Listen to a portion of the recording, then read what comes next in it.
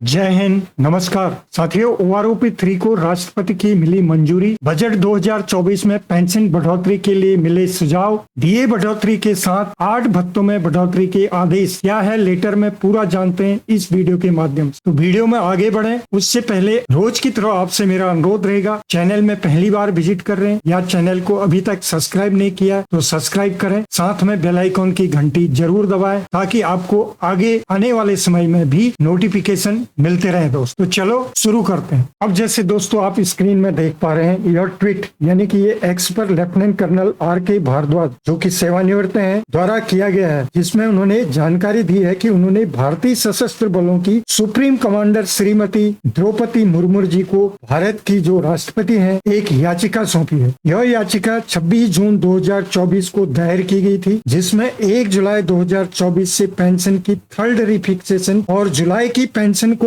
संशोधित रूप में लागू करने की मांग की गई है। यह याचिका 3 जुलाई 2024 को रक्षा विभाग को स्थानांतरित कर दी गई है। ये 3 जुलाई को उन्होंने डिपार्टमेंट ऑफ डिफेंस को ये ट्रांसफर कर दिया गया। दोस्तों जैसे कि यहाँ पर आप देख सकते हैं, पूरा इसमें जो विवरण दिया गया है। सेकंड में जो ट्वीट आप देख पाएंगे, ये मेजर जनरल सतबीर सिंह साहब हैं जो कि रिटायर्ड हैं, सेना मेडल हैं। इन्होंने भी एक एक्स के माध्यम से उन्होंने बताया है, जिसमें 1 रैंक 1 पेंशन यानी कि ओआरओपी के अंतर्गत पेंशन समानता की मांग की गई है। एक्स में यह कहा गया है कि पेंशन समानता जो 1 जुलाई 2024 से लागू होनी थी अभी तक लागू नहीं हुई है। साथ ही सरकार का पत्र डेटेड 7 नवंबर 2015 और उच्चतम न्यायालय का आदेश जो कि 20 मार्च 2023 का भी उल्लेख किया गया है। बात लागू होने की नहीं है दोस्तों, बात यहाँ पर है ये ओआरओपी 2 में जो विसंगतियां थी क्या वो दूर हो चुकी है। जो ओआरओपी 3 टेबल आपकी बनेगी उसमें ओआरओपी 2 की विसंगतियां समाप्त होगी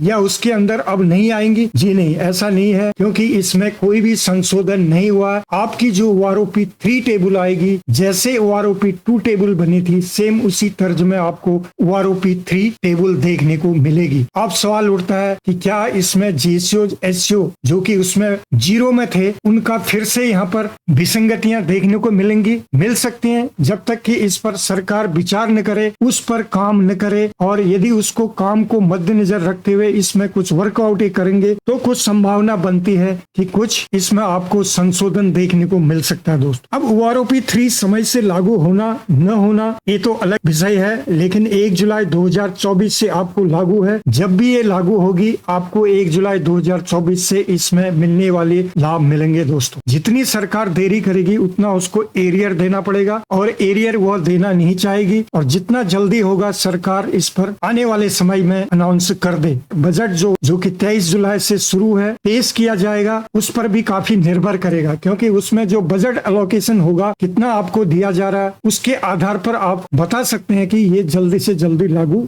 हो जाएगा। दोस्तों अब मैं सभी पूर्व संगठनों से, खासकर जेएसयू जवानों ने जो अपने अपने संगठन खड़े किए हुए थे, जो पिछले 1.5 साल से संघर्ष कर रहे थे, तो मैं उनसे अनुरोध करूंगा दोस्तों कि उनको भी आगे आकर अपनी ओआरओपी 2 की जो विसंगतियां रही है उनको जोर शोर से उठाना चाहिए, और बजट सत्र शुरू होने से पहले सरकार तक इस मांग को पहुंचाना चाहिए। चाहे आप पत्र के माध्यम से पहुंचाएं, चाहे आप एक्स में सोशल मीडिया के माध्यम से पहुंचाएं। जैसे कि आपने 2 ट्वीट देखे, दोनों सोशल मीडिया के थ्रू गए हैं। आप भी इसी तरह आप अपनी मांग रख सकते हैं दोस्तों, क्योंकि इस बार जो कोलिशन गवर्नमेंट बनी है इसमें आपकी मांग पर जरूर विचार कर सकती है। मांग आपको आगे आके रखना पड़ेगा। तो इसमें आपकी क्या राय है, जरूर अपनी राय कमेंट में लिखें। अब दोस्तों जो अगली अपडेट है वो है आपके बजट सत्र को लेके, यानी कि 23 जुलाई को पेश होगा, जो कि हिंदुस्तान में ये छपा है। यहाँ पर लिखा है इन्होंने, मोदी 3.0 का पहला बजट, मिडिल क्लास को बड़े तोहफे की उम्मीद है। उम्मीद क्या है यहाँ पर दिया है, आम बजट में मिडिल क्लास को बड़े तोहफे की उम्मीद है। नौकरी पेशा लोग इनकम टैक्स के स्लैब में बदलाव की उम्मीद कर रहे हैं, तो स्टैंडर्ड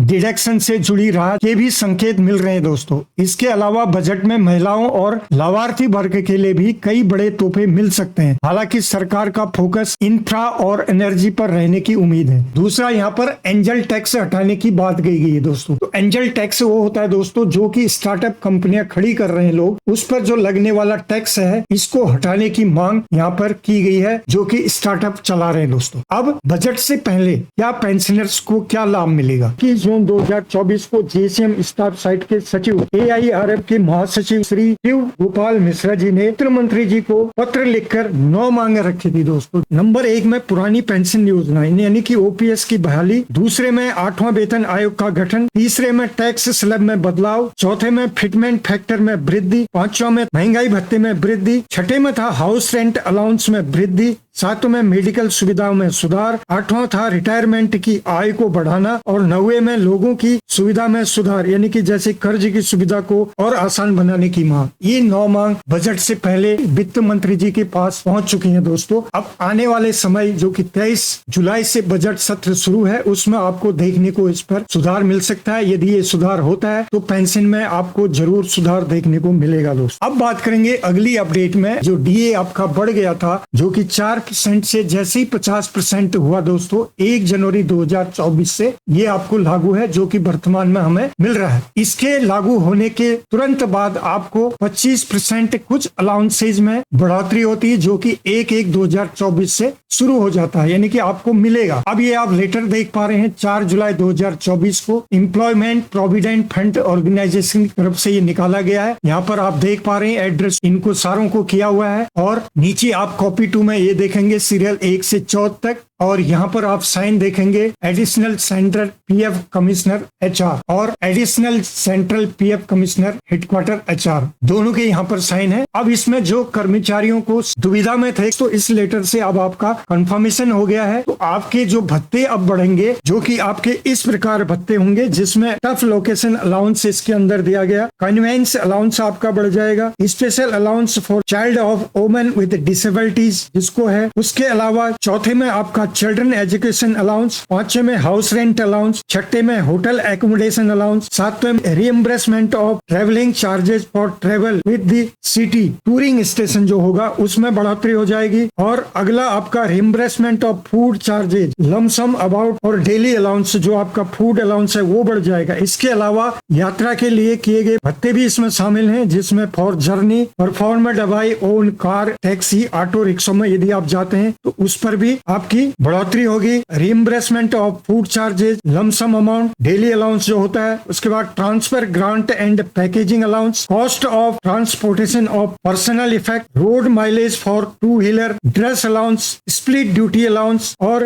डेपुटेशन अलाउंस, ये सारे आपके अलाउंस बढ़ चुके हैं दोस्तों, जो कि 1 जनवरी 2024 से आपको अब आप इसके आधार पर आपके जो अलाउंसेज हैं आप वो ऑटोमेटिक आपके बढ़ जाएंगे और जहां आपने क्लेम डालना है वो आप क्लेम इस आधार पर डाल सकते हैं दोस्तों। तो ये एक आधिकारिक सूचना थी जो कि आप तक पहुंचना बहुत जरूरी था। तो ये थी दोस्तों आज की जानकारी यदि आपको ठीक लगी तो वीडियो को लाइक शेयर जरूर करें। फिर मिलते हैं किसी अन्य अपडेट में, तब तक के लिए जय हिंद जय भारत।